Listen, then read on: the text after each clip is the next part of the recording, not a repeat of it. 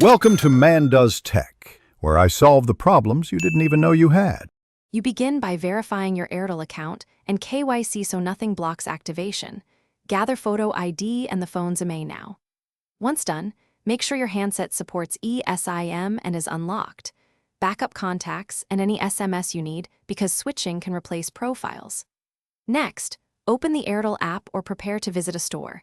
You'll need your registered mobile number and an email for the eSIM QR or activation link. Start the app or head to customer service. You now request the eSIM through the Airtel app or in store.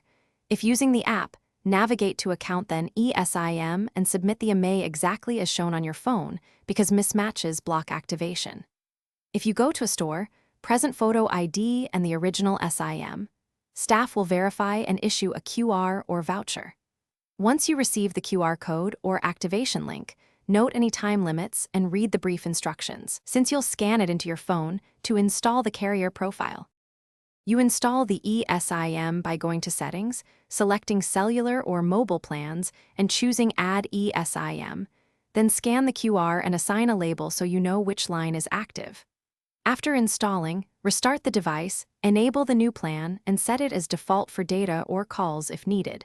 Then test a call, SMS, and mobile data. If activation fails, make sure the IMEI and KYC match Airtel records and ask for a reissue or have the store technician push activation. This fixes most issues. Thanks for watching. If you found this helpful, don't forget to like and subscribe.